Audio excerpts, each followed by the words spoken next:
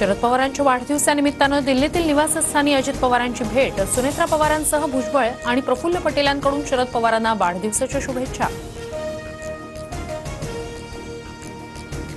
एक देश एक निवडणूक विधेयकाला केंद्रीय कॅबिनेटमध्ये मंजुरी, पुढील आठवड्यात विधेयक सादर होण्याची शक्यता, सूत्रांची माहिती। शिंदेंच्या शिवसेनेच्या 3 मंत्र्यांना डच्चू मिळणार, सूत्रांची माहिती। अब्दुल सत्तार, तानाजी सावंत, दीपक केसरकर यांना मंत्री करण्यास पक्षातूनच विरोध असल्याची माहिती।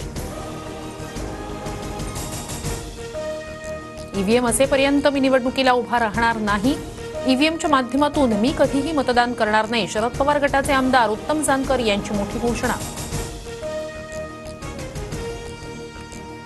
दिल्लीतही महिलांसाठी सन्मान योजना, महिन्याला 1000 रुपये मिळणार, दिल्ली विधानसभा निवडणुकीच्या पार्श्वभूमीवर अरविंद केजरीवालांची मोठी घोषणा।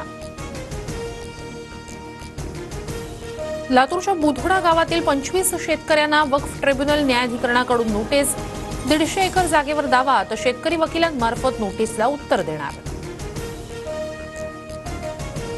अमरावती, भिवंडी, छत्रपती संभाजीनगरात एनआयएची छापेमारी, पाकिस्तानमध्ये देशविरोधी संघटनांशी संपर्क असल्याचा संशय, 2 जण ताब्यात।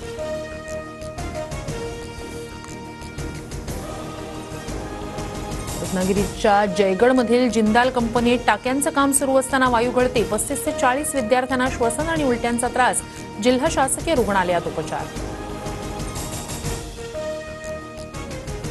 राज्यातील गुंतवणूक वाढवण्यासाठी सरकारचा नवा उपक्रम, गुंतवणूकदारांच्या मदतीसाठी कंट्री डेस्कची स्थापना, जागतिक प्रादेशिक ट्रेंडशी सुसंगत गुंतवणूक धोरण राबवणार।